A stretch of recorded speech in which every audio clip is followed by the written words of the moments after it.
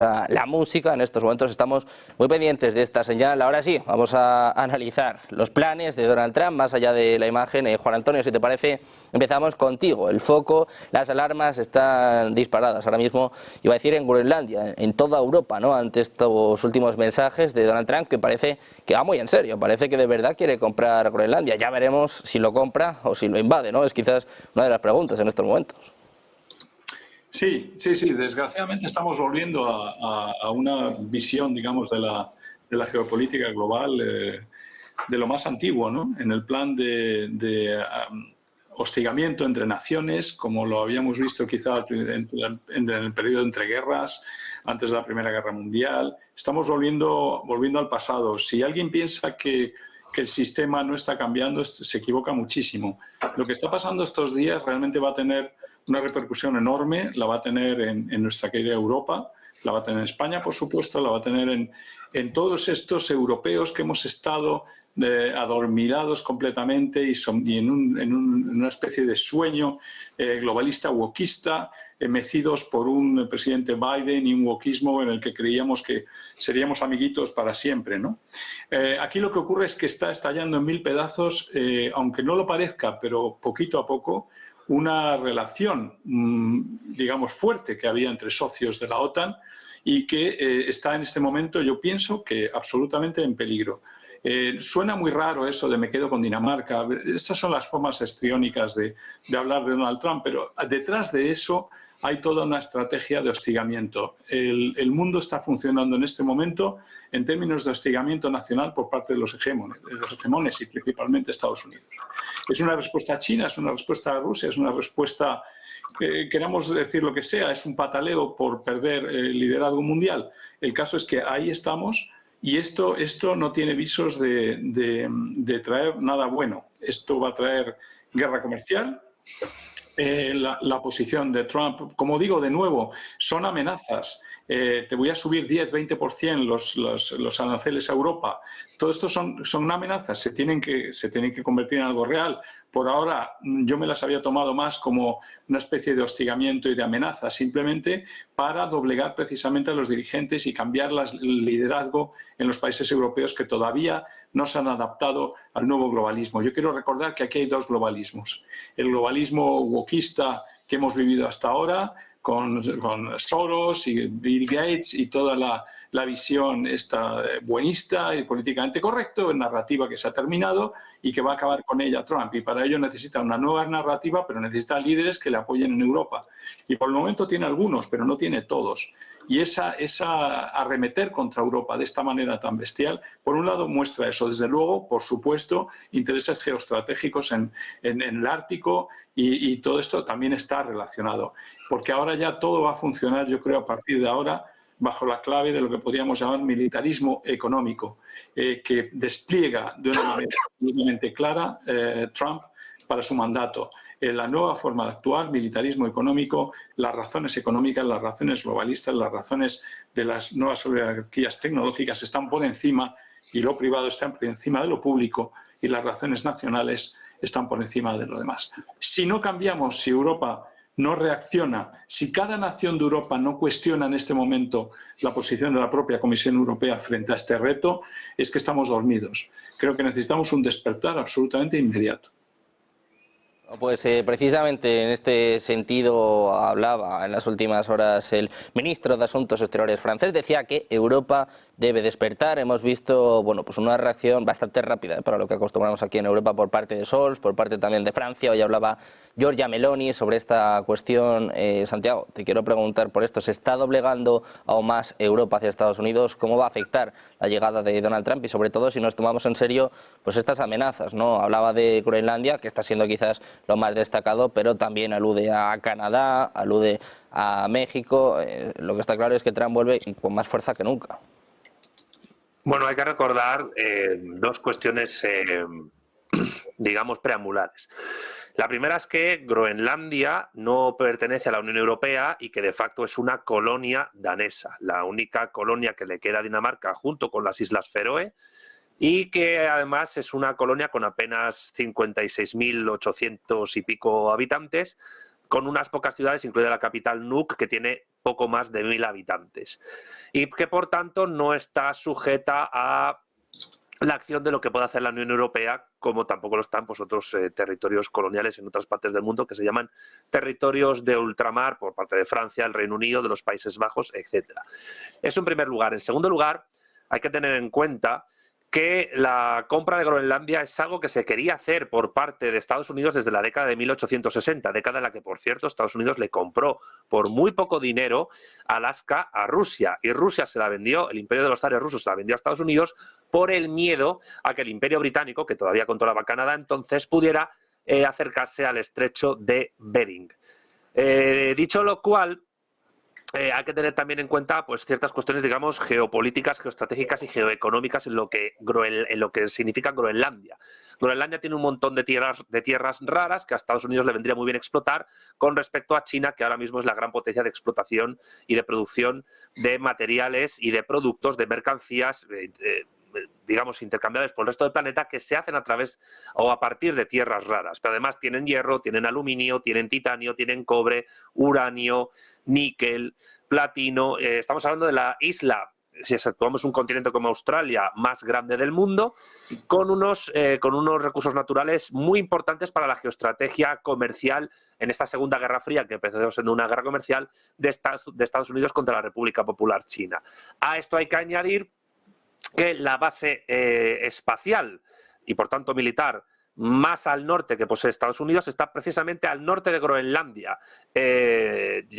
cercano al océano glacial ártico en su parte norte y muy cercana a las islas más norteñas de Canadá, que es la base de Pituffik, una base que en conjunción con la administración geomilitar que puedan hacer desde la capital de Groenlandia, Nuuk, a Estados Unidos le vendría muy bien para estar cada vez más cerca, no solo de Moscú, sino también de Pekín, porque la batalla geopolítica que se está dando en el Ártico entre Rusia y Estados Unidos, y por tanto también entre China, tiene que ver con las rutas árticas de la nueva ruta de la seda que los BRICS, gracias al ingreso de Rusia en los BRICS, a la permanencia y membresía de Rusia en los BRICS, le permite a China exportar por el Polo Norte en rutas marítimas pues mucho más accesibles que hace siglos para esta gran potencia asiática. Dicho lo cual, creo que está cada vez más claro que esto del mundo, las dos conclusiones que yo quiero sacar, o tres, mejor dicho, que quiero sacar a colación después de esta exposición son las siguientes. En primer lugar, que no vamos a un mundo multipolar, que vamos a un mundo, entre comillas, tripolar, donde hay tres grandes polos de poder, Washington, Pekín y Moscú, que en el fondo son un mundo bipolar y medio, porque Rusia tiene un gran poder, pero está al amparo del poder chino, y que lo que le interesa a Estados Unidos es unificar a todas las entidades geopolíticas de América del Norte, y particularmente con Canadá, para poder plantar cara a China. Una anexión, porque no sería una unión en absoluto en igualdad de condiciones entre Canadá y Estados Unidos, que es una anexión que se intentó ya hacer en la guerra de 1812, cosa que abortó el Imperio Británico, que por entonces tenía bastante más poder que Estados Unidos, pues convertiría a Estados Unidos junto con Canadá y Groenlandia primero en el país más extenso de la Tierra. Superaría en extensión a Rusia. Estarían cerca de los 20 millones de kilómetros cuadrados, mientras que Rusia tiene poco más de 17. En segundo lugar, la distancia económica con China pues se agrandaría un poquito más. Y en tercer lugar, y esto no deja de ser importante, y es la segunda conclusión que quiero dar en mi breve intervención inicial, es que el control del mundo anglo-norteamericano, del mundo anglosajón en lo que es el Atlántico y por tanto en la OTAN sería muchísimo mayor con la unión de Canadá y Groenlandia al poder de Washington que antes, lo cual también alejaría más al Reino Unido de Europa y les acercaría más a América del Norte, con lo cual el Océano Atlántico Norte sería básicamente un océano o un mar anglosajón. Ahora mismo la OTAN se parece más a la Liga de Delos que a otra cosa, y Estados Unidos tiene un papel muy parecido al que tenía en esa Liga de Delos Atenas, que era una potencia imperialista corte depredador. Y en tercer lugar, yo creo que hay que dejar claro una cosa, es decir, la historia no murió con la caída de la Unión Soviética, no ha muerto la historia, no ha habido fin de la misma, el mundo sigue girando y lo que siempre ha habido y ha estado ahí como motor de la historia, que es la dialéctica de clases, de estados y de imperios, pues se sigue demostrando de manera efectiva que existe. ante esa dialéctica de clases, de estados y de imperios, el problema es que haya clases dominantes, políticas, económicas, culturales, burocráticas, en eso que se llama Unión Europea, que no se hayan enterado de que esa dialéctica ha existido siempre y piensen en realidad que la Unión Europea tiene capacidad, poder, para poder, valga la redundancia, frenar esos ímpetus imperialistas que la clase dominante en Washington, más su poder militar y funcionarial, pues pretenden hacer precisamente para luchar contra esos dos otros polos de poder ante los cuales tampoco eso que se llama Unión Europea puede hacer mucho, como son Rusia y China. Entonces, ¿qué es lo que pasa? Pues es una cosa que yo he dicho en muchísimas ocasiones. Eso que se llama Occidente no existe y eso que se llama Unión Europea, en el fondo, no es más que un intento por parte de Alemania de construir un cuarto Reich que después de la voladura del Nord Stream y después de la guerra de Ucrania está perdiendo fuelle y que lo único que hizo fue tratar de construir una apariencia de unión voluntaria entre estados donde uno, Alemania, ejercía de aspiradora de recursos humanos, naturales y mercantiles del resto, y particularmente los PIGs. ¿Qué pasa? Pues que ese sueño o pesadilla se está agotando. Europa prácticamente no ha existido nunca comunidad política, militar y un poco más allá de lo comercial, pues no ha existido para frenar ansias geopolíticas externas, no han podido frenar la invasión rusa a Ucrania, no van a poder frenar si se consuma la anexión de Groenlandia, que no es territorio de la Unión Europea, pero sí de la OTAN, a Estados Unidos, si se produce esa compra ansiada por Trump, y evidentemente pues lo único que van a poder hacer las clases dominantes de los pocos países europeos que quedan unidos en eso que se llama Unión Europea es tragar. Tragar porque son básicamente el patio trasero rico, cada vez menos rico, de Estados Unidos, construido en la Primera Guerra Fría para frenar el expansionismo del comunismo soviético. Entonces, ¿qué estamos? Estamos en ciernes de esa construcción de ese mundo tripolar que, por cierto, aunque esto suene un poco extraño y distópico, recuerda muchísimo a la novela 1984 de George Orwell, donde encontrábamos a tres potencias que se parecían mucho a este orden tripolar que tenemos. Una potencia euroasiática comandada por Rusia, una potencia asiática comandada por China y una potencia oceánica comandada por el mundo anglosajón, uniéndose el Reino Unido y Estados Unidos, donde Canadá no deja de ser, de alguna manera, una extensión de esos dos órdenes, es decir, el británico y el estadounidense. La Translatio Imperi, con esto termino ya, la Translatio Imperi que se inició con Cecil Rhodes de Londres, de la City de Londres a Wall Street, a Nueva York y Washington, se está completando cada vez más, y los que tienen claro que son una unidad civilizatoria continental y casi imperial, que son los anglosajones, saben cómo funciona el mundo, y los que todavía no se han enterado son el resto de europeos y ahora particularmente los pobres daneses, que si pierden Groenlandia pues se convertirán en una suerte de Bélgica escandinava y poco más. Bueno, pues mientras vamos hacia este mundo tripolar, como digo, estamos todos pendientes de Donald Trump y sobre todo pues mirando a Europa, que se queja pero no mucho, como bien nos contaba ahora Santiago, Dinamarca, que es precisamente parte de la OTAN, también se queja pero no mucho, se abre a dialogar. Claro, Luis, ¿quién le para los pies a Donald Trump? ¿No? Es complicado. Sí, bueno, primero de todo yo quería matizar un poco el estatus político que tiene Groenlandia. Groenlandia no es un territorio colonial, es un país constituyente del Reino de Dinamarca. Más o menos podemos utilizar el símil y sería pues como pueden ser Inglaterra, Escocia, Gales o Irlanda del Norte respecto al Reino Unido. El Reino de Dinamarca lo conforman 3 países constituyentes y son la propia Dinamarca, lo que es la península de Jutlandia, las Islas Feroe y Groenlandia. Las 3 conforman ese territorio que llamamos Reino de Dinamarca, pero no es un territorio colonial, es un territorio autónomo con un alto grado de autonomía dentro de la ley danesa, incluso manda 2 representantes al Parlamento danés, igual que las Islas Feroe, es decir, tiene una representación también, cosa que no suele suceder en los territorios coloniales y, por supuesto, no es un territorio colonial puesto que no está incluido en el listado de territorios a descolonizar de las Naciones Unidas.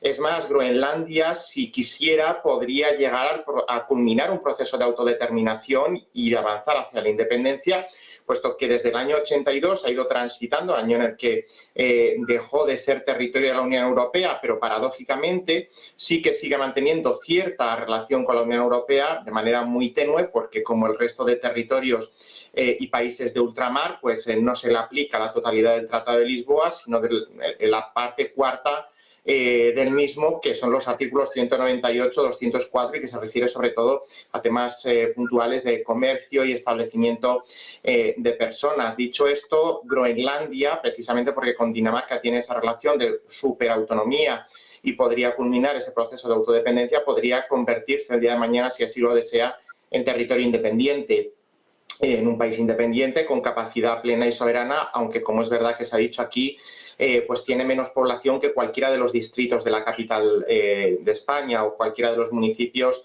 de las zonas metropolitanas de Madrid, Barcelona, Sevilla. Por tanto, eso también hay que tenerlo en cuenta. Pero bueno, hay estados, lo que llamamos estados de pequeña dimensión territorial, que tienen una población muchísimo menor, un territorio todavía mucho más ínfimo que Groenlandia, que es, como decía Santiago, si exceptuamos Australia, la isla más grande del mundo, pero bueno, eso son cuestiones particulares que no afectarían al reconocimiento internacional pleno de Groenlandia como país independiente. Otra cosa es que tengamos enfrente a Donald Trump y hay que avanzar en este entendimiento de la figura de Donald Trump.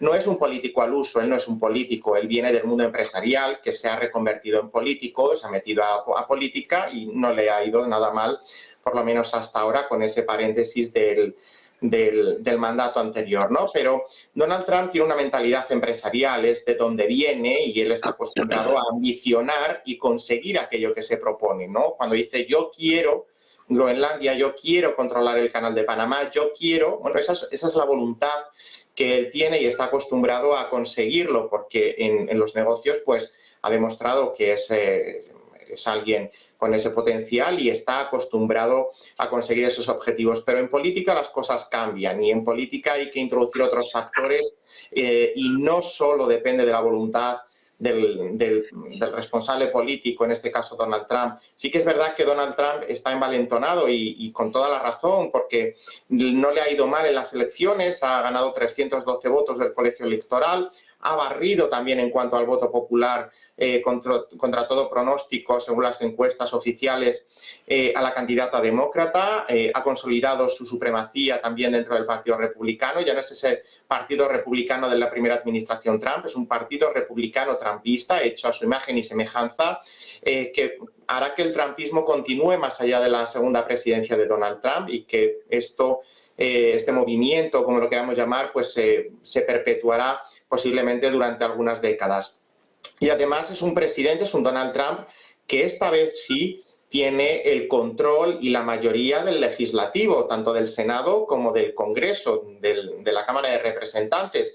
Por tanto, no va a tener problemas a la hora de pasar los nombramientos ni de embajadores ni de ninguno de los miembros de su gabinete. Y esto pues hace que sea una especie no de rey o de monarca absoluto, porque también la Constitución estadounidense tiene sus pesos y contrapesos, pero es que además la mayoría, si cogemos en términos absolutos, la mayoría de los miembros del Tribunal Supremo son republicanos y dentro de esos miembros que fueron nombrados por presidentes republicanos, más de la mitad de esos fueron nombrados por Donald Trump, con la posibilidad de que nombre en este segundo mandato alguno más porque pueda haber una vacante. Por tanto, ese Tribunal Supremo está nombrado y está predominado por miembros nombrados por Donald Trump durante su primera presidencia y que posiblemente, como digo, pues se incrementará o se podría llegar a incrementar porque hubiera que reemplazar a alguno de los miembros actuales y sería el propio presidente quien de manera discrecional nombra al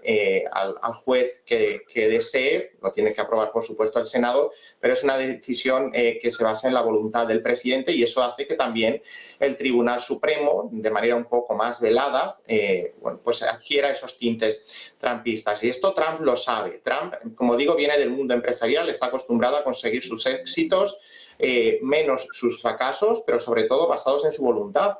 Y cuando uno llega a la presidencia de lo que en teoría sigue siendo la primera potencia mundial, con todo ese poder que al final no se basa nada más que en la voluntad del pueblo, porque así lo hemos visto en las urnas, pues todavía se lo cree mucho más y se envalentona y cree que puede volver a conseguir el canal de Panamá e incluso pues plantear la posible compra de Groenlandia. Yo aquí, cuando Donald Trump habla, al final vamos a hablar para entendernos de tirar de chequera para conquistar o hacerse con Groenlandia. Digo conquistar porque también él no ha rechazado por completo el uso de fuerzas militares, cosa que ahí ya pues, nos podría llegar a plantear la pregunta de entonces qué diferencia esta posibilidad de lo que estamos viviendo en Ucrania y contra lo que hemos estado luchando, ¿no? Pero bueno, más allá de eso, tampoco hay que olvidar que Estados Unidos tiene una deuda escandalosamente alta. Estados Unidos